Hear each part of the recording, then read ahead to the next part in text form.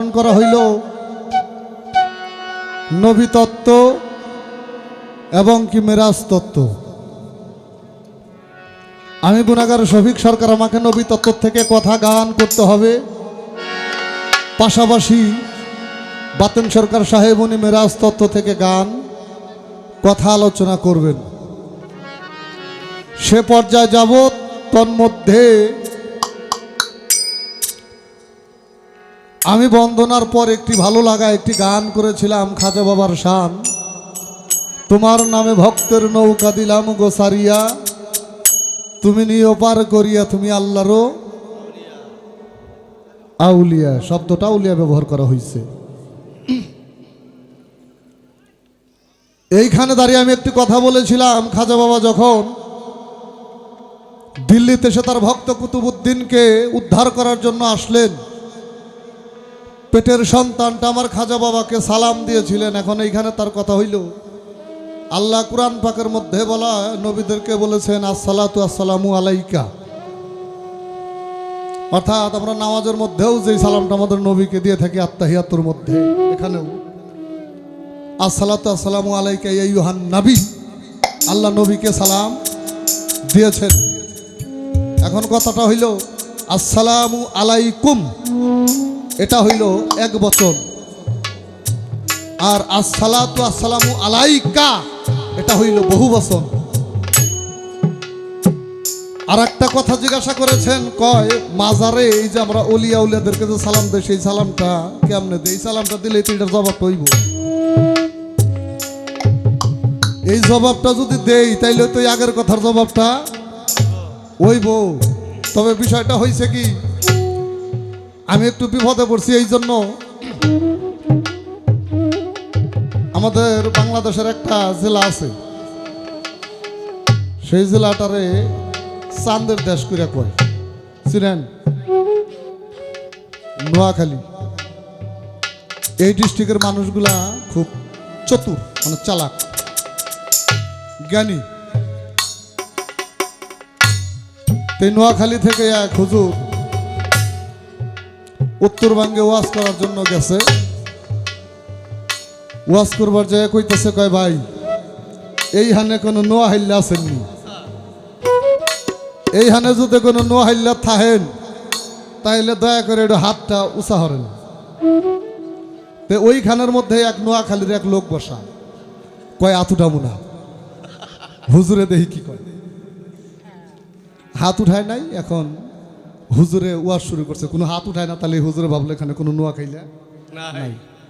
হুজুরে কয়, ও আল্লাহর বান্দারা নবীর উম্মত, আন্নেরা হুনছেননি বাঁশের হাতাহানি পড়লে কুম্ভীর হয়, আর শুকনাথ পড়লে বাঘ হয়।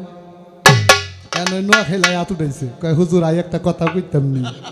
কয় আপনি কিতা কইবারছেন? কয় আই কইতাম বাঁশের হাতা হানিত পড়লে কুম্ভীর হয়, শুকনাথ পড়লে বাঘ হয়। হুজুর ওর দেখ যদি হাতা পানিতে পড়ে আর অর্ধেক যদি শুকনাথ পড়ে তাইলে কি হয়? হুজুরে কয় আগে কইছি নোয়াহিল্লা থাকলে ওয়াইজ করতাম না। আমি যদি জানতাম যে আমার এই কথার মধ্যে এই আঙ্গুলটা দিব, তাহলে ওই কথাটা নাই কইতাম।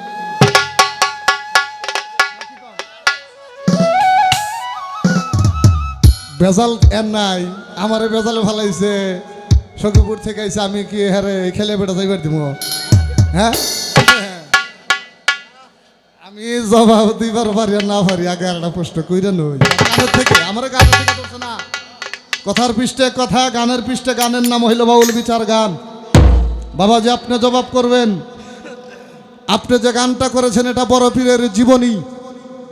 এই জীবনীর মধ্যে আপনি বললেন বাগদাদের এক বেটি আল্লাহ তাআলা তারে 19টি কন্যা সন্তান দান করেছিলেন। অবশেষে উনি দুগ্ধ কলা নিয়ে বড় পীরের যিনি বাবা ছিলেন হযরতে আবু সালে মুসা জঙ্গি রহমতুল্লাহি আলাইহি, উনার দরবারে দুধ কলা নিয়ে যাওয়ার পর দুধ কলা খেয়ে উনি ধ্যান করে চেয়ে থাকে তার গর্ভে যে বাচ্চা সেটাও মেয়ে। ধ্যান শেষ করে বললেন, মা গো এইবারও তোমার গর্ভে থেকে মেয়ে হবে। বেটি মনটা খারাপ নিয়ে চলে আসতেছে, রাস্তার মাঝে দেখে আমার বড় বীর হুজুর খেলা করতেছে। বেটিটাকে এসে দেখা কয় মা আপনি কান্দেন কেন? কয় দুধ কলা নিয়ে গেছিলাম পীরের দরবারে, এখন আমার সেই বলছে এইবার আমার গর্ভে মেয়ে সন্তান হবে, সেই জন্য আমি কাঁদি। যদি মেয়ে সন্তান হয় আমাকে আমার স্বামী রাখবে না। তখন বড় পীর হুজুর তাকে বললেন তুমি আবার পীরের কাছে যাও, যাই বলো যদি সন্তানের জন্য দোয়া না করতে পারো তাহলে আমার দুধ কলা ফেরত দাও। যখন এই কথা বলে এখন পীরে কয় দুধ কলা তো খাইয়া ফেলাইছে, এগুলো আমি ফেরত দেবো কেমনে? কিন্তু এমন মর্মান্তিক কথা তোমাকে কে শিখাইছে সেটা বলো। তখন বলে রাস্তার মধ্যে একটা শিশু ছেলে খেলা করতেছে, সে শিখাইছে। পিছনে পিছনে যায় দেখে তার ছেলে আব্দুল কাদের বড় পীর জিলানী রহমতুল্লাহ আলাইহি দাঁড়িয়ে আছে।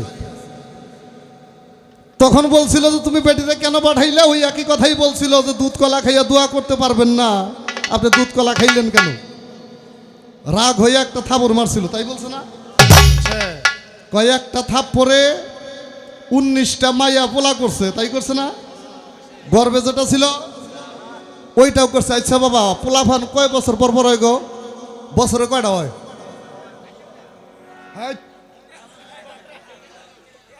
একটা মানুষের বছরে সন্তান কয়টা হয়? একটাই, তাই কষ্ট বাবাজি। 19টা মায়া হইলে কিন্তু বড় মেয়ের বয়স কিন্তু 19-এর চেয়ে বেশি হবো কি? ওই বড় মেয়ের বয়স কিন্তু 19-এর চাইতে বেশি হবে। 19 বছরের যে মেয়ে, সেই মেয়ে নাবালক থাকে, ওটা সাবালক থাকে। আমার মা বোনদের যা আছে ওই মেয়েরও তাই ছিল। ওই মেয়ে যদি পুরুষ হয়ে থাকে তাহলে ওই মেয়েটার এই উপায়টা হয়েছিল কি? হ্যাঁ, বুঝা যাবো না এইবার। গর্ভেরটা না ওটা পোলাহান আল্লাহ কই সমস্যা ঠিক করে দেবো। কিন্তু যেটা 19 বছর বয়স ছিল, যেটা 18 বছর বয়স, যেটা 17 বছর, তো ব্যক্তি যুবতী ছিল। তাহলে এই যুবতী এই নারীগুলারে পুরুষ বানাইলো। তাহলে আমরা তো জানি যে পৃথিবীর মধ্যে একজন মানুষই শুধু নারীর থেকে পুরুষ হয়েছিল। এখন এই যে এগুলা যে করছিল বড় পীর, এগুলার কায়দা কৌশলটা কি হয়েছিল, কেমনে ছিল, আপনি করবেন। অর্থাৎ আমরা যখন অলিয়া উলিয়াদের মাজারের সম্মুখ দিয়ে যাই, আমরা বলি আসসালাতু আসসালামু আলাইকা ইয়া ওলি আউলিয়া। অর্থাৎ অলিয়া উলিয়াদেরকে সালামটা এই জন্য দিতে হয়, সাধারণ মানুষ যারা কবরস্থ হয়, কবর শব্দের অর্থ হয়েছে অন্ধকার ঘর, আর মাজার শব্দের অর্থ হয়েছে রৌশনী ঘর। অর্থাৎ সেখানে আল্লাহ বলেছেন তার পবিত্র কালামের মধ্যে, আমার অলিদের ইহকালেও ভয় নাই, পরকালেও ভয় নাই। তারা ইহকালেও রিজেক্ট প্রাপ্ত এবং কি তারা পরকালেও রিজেক্ট প্রাপ্ত। আর নবী হয়েছে আল্লাহর দোস্ত, আল্লাহ তাকে হাবিব বলে আখ্যায়িত করেছেন। আর অলি শব্দের অর্থ হয়েছে বন্ধু। একজন হয়েছে আল্লাহর দোস্ত, আর একজন হয়েছে আল্লাহর বন্ধু। আল্লাহর দোস্তরে সালাতু সালামু আলাইকা কবা যাইব, আর এই বন্ধুরে, আল্লাহর যিনি বন্ধু তারে সালাতু সালামু আলাইকা বলা যাবে না। এইটা কোনো দলিলে যদি আপনি পেয়ে থাকেন সেইটা দেখাবেন আমাকে।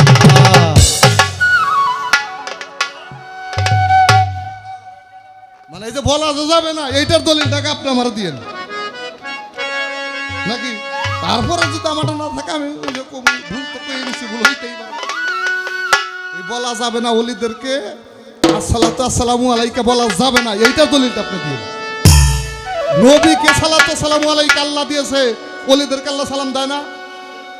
আল্লাহ তার স্পষ্ট ভাষায় বলেছেন যে আমার বন্ধুদের বিরুদ্ধে যারা যায়, আমি আল্লাহ নিজে তাদের বিরুদ্ধে, সেই বান্দার বিরুদ্ধে আমি আল্লাহ নিজে জিহাদ ঘোষণা করি। আল্লাহ যুদ্ধ ঘোষণা করে সেই বান্দার উদ্দেশ্যে। আর সেই বন্ধু আল্লাহর অলি, সেই অলিকে আসসালাতু আসসালামু আলাইকা বলা যাবে না, বা বলছে, এটা আপনি বই পুস্তকে পান নাই। বই পুস্তকে বাতন সরকার অনেক কিছুই নাই,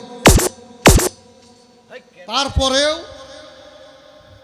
আছে, আমরা করি। এতটুকু কথা রাখলাম, তারপর আপনার কথার ভাবে আমি কথা রাখার জন্য চেষ্টা করব।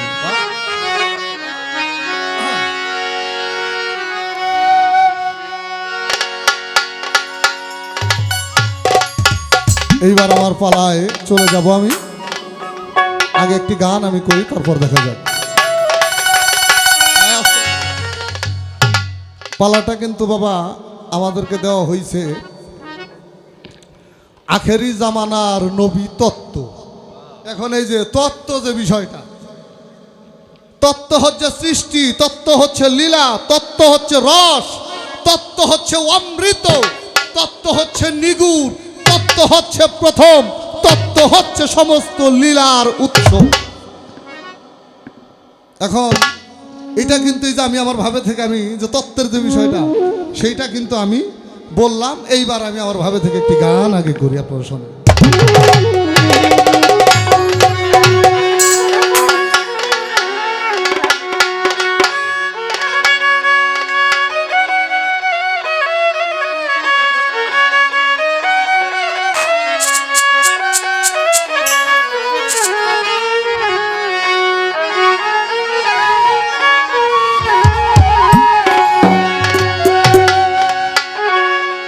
কুল কায়নাত সে দেখিতে পাইল, কুল কায়নাত সে, কুল কায়নাত সে দেখিতে পাইল, ওই নূরে করিয়া নজর অতিরা ক্লাসের ভিতর রেখেছিলেন নবীজির নূর, অতিরা ক্লাসের ভিতর। কুল কায়নাত সে দেখিতে পেল, কুল কায়নাত সে দেখিতে পাইল, কুল কায়নাত সে, কুল কায়নাত সে দেখিতে পেল, ওই নূরে করিয়া নজর ক্লাসের ভিতর রেখেছিলেন নবীজির নূর, অতিরা ক্লাসের ভিতর। কুল কায়নাত সে দেখিতে পেল, কুল কায়নাত সে, কুল কায়নাত সে দেখিতে পেল, ওই নূরে করিয়া নজর অতিরা ক্লাসের ভিতর রেখেছিল নবীর নূর, অতিরা ক্লাসের ভিতর। অতিরা কি পাত্রের ভিতরে তোরে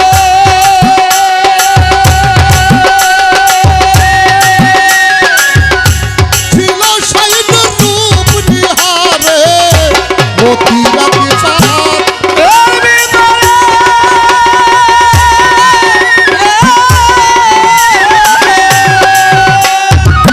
ছিল সেই রূপ নিহারে, আড়াই কোটি বছর ভরে, আড়াই কোটি বছর ভরে তাজিম করে পর বিশ্ব, অতিরা ক্লাসের ভিতর রেখেছিলেন আল্লাহ নবীজির নূর, অতিরা ক্লাসের ভিতর। কুল কায়নাত সে দেখতে পেল, কিরে কুল কায়নাত সে, কুল কায়নাত সে দেখতে পেল, ওই নূরে করিয়া নজর ক্লাসের ভিতর রেখেছিল নবীর নূর, অতিরা ক্লাসের ভিতর। খুশি ছেড়ে আল্লাহ নূরের সামনে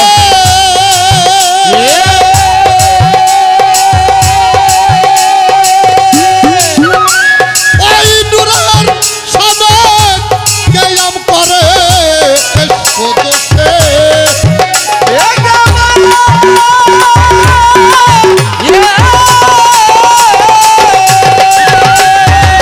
ওই নূরের সামনে কিয়াম করে, ও তাই আজ মিলাদের ভিতরে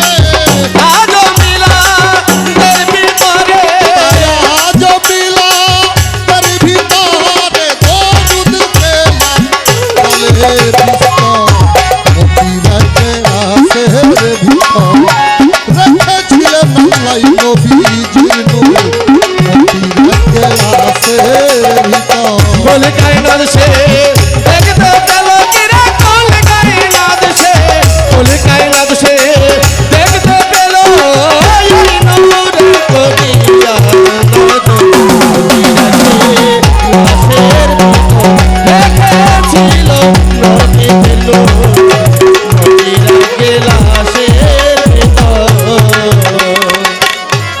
তাই নূর সটিল নূরেওয়ালা আলা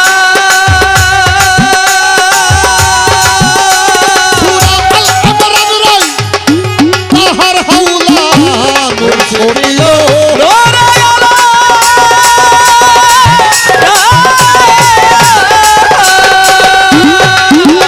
সূরা আল ইমরান রাই তাহার হাওলা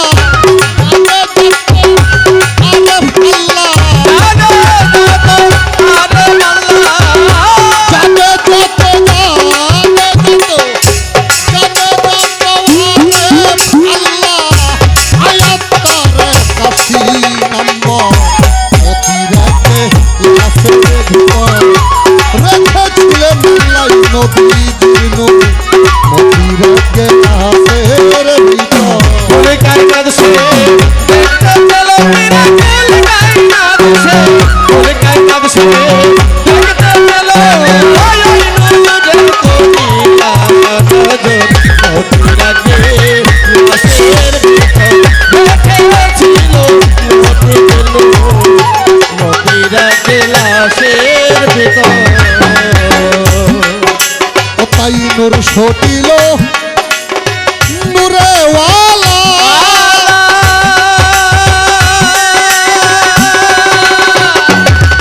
ওরে ছুলায়াল ইমরান রাই তাহার হাওলা নূর সটিল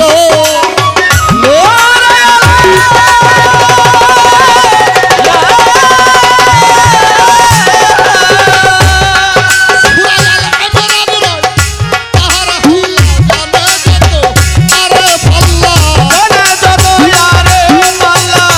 জানে যত আরফ আল্লাহ আয়াত তার কাছি নম্বর অতিরাতে লাশের ভিতর রেখেছিলেন আমার নবীজির নূর অতিরাতে লাশের ভিতর রেখেছিল নবীজির নূর নবীরা গেলাসের ভিতর রেখেছিল নবীজির নূর নবীরা গেলাসের ভিতর আমার আল্লাহ তাআলা হাদিস কুদসিতে বলেছেন কুনতু কানজান মুকফিয়ান ভাইয়া বাবতু আন উরাফা ফাহা খালাকতু খালকা আল্লাহ বলেছিল বান্দারে আমি ছিলাম একটি গুপ্ত ধনাগার কারি আমার একা একা ভালো লাগে না তাই আমি আমাকেই প্রকাশ করার জন্য আমি আমার সৃষ্টির ইরাদা ঘটাইবার জন্য আমি প্রেমাবেশেই সৃষ্টি করিয়াছি আওয়ালুনা আল্লাহ বলেছেন আনা কুন মুহাম্মাদান হে মুহাম্মাদি নূর তুমি আমি হতে জুদা হয়ে যাও যখন আল্লাহ বললেন আনা কুন মুহাম্মাদান মুহাম্মাদি নূর হইতে যখন মুহাম্মাদি নূরটা জুদা হয়ে গেলেন সেই নূরের সবুত আল্লাহ দিলেন আওয়ালুমা খালাকাল্লাহু নূরি অর্থাৎ আমি সর্বাগ্যে যাহা সৃষ্টি করিয়াছি সেটাই হইল আমার হাবিবের নূর নূরে মুহাম্মদ প্রথমে আল্লাহর নূর আল্লাহর কাছেই দিলেন গো রাখিয়া দ্বিতীয়তে তওবার ফুল ওই নূরটাকে ওই মুহাম্মদ নূরটাকে আল্লাহ রাখলেন গো ঝুলাইয়া দ্বিতীয়তে মাইনার গলার হার আমি দেখলাম দলিল পরে চৌথাই সেতারা নবী পঞ্চমে ময়ূর নিয়াকার আমি বললাম হাদিস ধরে ষষ্ঠমে আদম শফি বৃক্ষের ফুল সপ্তমে আব্দুল্লাহর পেশা নিতে যায় চলিয়া অষ্টমীতে আমেলার ঘরে আমার দয়াল নবী আসিলেন নবমেতে 10 মাস 10 দিন পরে মোহাম্মদ নামে এই ধরার বুকে আসিলেন চলিয়া বাবার নামটি আব্দুল্লাহ, মায়ের নামটি আমেনা, দাদার নাম আব্দুল মোতালিব, দলিলে যাই। এখান থেকে কথা শুরু হয়ে গেল। অর্থাৎ আল্লাহ তাআলা বলেছেন, আমি যদি মুহাম্মদী নূরকে সৃষ্টি না করিতাম তাহলে আমি আল্লাহ কোনো কিছুই সৃষ্টি করিতাম না। সেই মুহাম্মদী নূরে থেকে আমার নবী বলেছেন, আনা নূরুল্লাহি ওয়া কুল্লি শাইইন মিন নূর, আমি আল্লাহর নূর হইতে এবং আমার নূর হইতেই সমস্ত সৃষ্টি হয়েছে। অবশেষে আমার আল্লাহ তাআলা 2,70,000,000 বৎসর ভরে একটি মতির পাত্রের মধ্যে, সেই আলমে আরওয়ার মধ্যে আমার নবীর নূর মোবারককে আল্লাহ তাআলা রেখে অগণিত ফেরেশতা নিয়ে আল্লাহ তার নিজের কুরসি ছেড়ে মুহাম্মদী নূরের সম্মুখে রেখে দাঁড়িয়ে কিয়াম করেছেন। সেখানে সেই জায়গার মধ্যে আমার নবীর প্রতি দরুদ সালাত সালাম সেদিন প্রেরণ করেছিলেন। সেই জন্য সাধক রশিদ সাইজি বলেছেন, ওখানেও আল্লাহ যেরকম মুহাম্মদী নূরের উপর তার ফেরেশতাদেরকে নিয়ে দরুদ সালাত ও সালাম প্রেরণ করেছেন, সেইটার নিশানা স্বরূপ এই পৃথিবীর মধ্যে আজও মিলাদ শরীফের মধ্যে সম্মুখে একটি আসন রেখে আমরা দাঁড়িয়ে মুহাম্মদী নামের উসিলায় উদ্দেশ্য তার দরুদ সালাত সালাম আমরা প্রেরণ করিয়া থাকি। সেই নবীর জীবনী পালা গান করতে হবে আমাকে দাঁড়াই আসরে ফেরেশতাত্ব পালা গান করবেন বাবা আজকে বাতেন ও সরকারি। আমি বাবাজির কাছে দুইটা কথা একটু রাইখা যাই। আমার একটা কথা হইল, এই কথাটা আপনি পালার মধ্যে নিতে পারেন আবার নাও নিতে পারেন, এটা আপনার ব্যক্তিগত ব্যাপার। কিন্তু ভেরি ইম্পর্টেন্ট কথা এটা, আশা করি জবাবটা পাম। ওই যে বাবাজি কইছে এত অনেক বই পুস্তক পড়ছে বাবাজি, তাহলে যে বই পুস্তক বেশি পারে তারাই তো জিজ্ঞাসা করলাম। আচ্ছা বাবাজি এমপি তাকানির, আমরা হযরত আদম আলাইহিস সালাম থেকে শুরু করি নবী মুহাম্মদ সাল্লাল্লাহু আলাইহি ওয়াসাল্লাম পর্যন্ত 1 লক্ষ মতান্তরে 2,24,000 পয়গম্বর পৃথিবীতে আসছে, তাই না বাবা? এটা আমরা বিশ্বাস করি। 313 জন নবী, মতান্তরে 314 জন নবী পৃথিবীর মধ্যে আসছে, এটাও আমরা বিশ্বাস করি। পালাটা নবী তত্ত্ব এবং মেরাজ তত্ত্ব। নামটা মেরাজ, এটা মেরাজ কার? মেরাজটা তো আমার নবীর। আমার নবীর জীবন দশাই উনি মেরাজ করেছেন। এখন জীবনের হিসাব করতে চাইলে ওটাও আমার নবীর তত্ত্বের মধ্যে গিয়ে, তাই না? নবীর জীবনের মধ্যেই হয় না এই মেরাজ। কিন্তু এটা পীর মাশায়েখরা একটা কি করছে, সারা রাত্রি জাগরণ করার জন্য এটাকে দুটি ভাগ করে, অর্থাৎ আমার বাবাজি 27 বৎসরের যে আলোচনাগুলা সে আমাদের সম্মুখে রাখবে এবং কি নবী মুহাম্মদ সাল্লাল্লাহু আলাইহি ওয়াসাল্লামের সৃষ্টি জগৎ থেকে ওনার উফাতকাল পর্যন্ত আমাকে যতটুকু আমি জানি আমি ততটুকু তাকে বলতে পারব। এখন আপনার কাছে আমার এই কথাটা জানার থাকবে, হযরত আদম আলাইহিস সালাম থেকে শুরু করে মুহাম্মদ সাল্লাল্লাহু আলাইহি ওয়াসাল্লাম পর্যন্ত যত নবী রসুল পয়গম্বর পৃথিবীতে আসছে, এই প্রত্যেকটা নবী রসুল পয়গম্বরের নামের শেষে আলাইহিস সালাম বলা হয়, আলাইহি সালাম বলা হয়, তাই বাবা? এই যে ফেরেশতাদের নামের পিছনে আলাইহি সালাম ব্যবহার করা হয় কেন? কি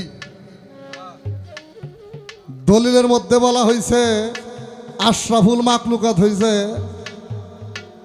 আল্লাহ যত জীব সৃষ্টি করছে সবার শ্রেষ্ঠত্ব হচ্ছে এই ইনসান বা মানুষ।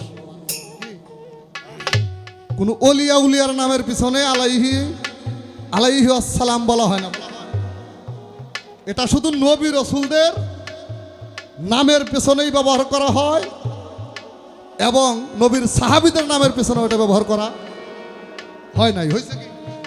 কিন্তু এই আলাইহিস সালাম এই ফেরেশতাদের নামের পিছনে ব্যবহার করা হয় কেন? আমরা জিবরাইল আলাইহিস সালাম কই না, ইসরাফিল আলাইহিস সালাম, আজরাইল আলাইহিস সালাম, এই যে মানুষ যে বলে এই এদেরকে আলাইহিস সালাম বলা হয়, এই ভাবটা আপনার কাছে আমি রাখলাম এটা বুঝার জন্য। আপনার কাছে জানতে চাই বাবাই আমি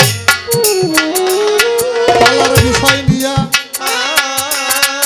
সুন্দর করে বুঝাইবেন আজকে বাতেন বাবাজি আমাদের আসরে দাঁড়াইয়া। মেরাজ, মিরাজ, মেহরাজ, এই যে তিনটা শব্দ কোরআন পাকের মধ্যে আল্লাহ সূরা বনী ইসরাইলের প্রথম নম্বর আয়াতের মধ্যে বলেছেন, আমি গভীর রজনীতে আমি আমার বন্ধুকে মসজিদুল হারাম হইতে মসজিদুল আকসা পর্যন্ত আমি ভ্রমণ করিয়েছি। আল্লাহ তাআলা কোরআন পাকের মধ্যে একটা সাক্ষী আমাদেরকে দিয়েছেন, কেন? আমরা যাতে বিশ্বাস করি। এই বিশ্বাসের সার্টিফিকেট আল্লাহ কোরআনের মধ্যে দিলেন বা আমাদেরকে দিয়েছেন। এখন আমার আল্লাহর রাসূল মেরাজ, মিরাজ, মেহরাজ, এই ভাবগুলো একটু বাবাজি আপনি আমাদেরকে বুঝাবেন। এই মেরাজের ভাব কায়দাটা কি, মেরাজের উৎপত্তি স্থলটা কোথায়? এই মেরাজ আমার আল্লাহর রাসূল করেছেন, যা আর কোনো নবী রসুলের ভাগ্যে তা হয় নাই। হয়েছে বাবা? কারুর ভাগ্যে আর আল্লাহর দর্শন বা মেরাজ কারুর হয় নাই, কিন্তু এই আমার হুজুর পাক সাল্লাল্লাহু আলাইহি সাল্লামেরই জীবন দশাই শুধু আল্লাহ এটা করাইছেন। এই মেরাজের উৎপত্তি স্থল, মেরাজের ভাব কায়দাটা কি, এই মেরাজ, মিহরাজ, মিরাজ। এখন কোরআন থেকে শুধু এতটুকুই পাওয়া যায়, আল্লাহ তাআলা তাকে রাতের অন্ধকারে মসজিদুল হারাম হইতে মসজিদুল আকসা পর্যন্ত ভ্রমণ করিয়েছেন। এখন আর সমস্ত বিস্তারিত আলোচনা হচ্ছে নবীর জীবনের মধ্যে। এবং কি গো বাবাজি, সমস্যা নাকি কোনো? হ্যাঁ, কারণ আপনারা ভালো কথা কইলেও আমাদের কাছে মনে হয় যে হয়তো কোনো বদনাম করতেছে। হ্যাঁ, এখন এই মেরাজের ভাব কায়দা সম্বন্ধে আপনি একটু আমাদেরকে বুঝাবেন। আর একটা কথা আমি আপনার কাছে এখানে জানতে চাই, এই মেরাজের তত্ত্ব বিষয়টা আসলে কি?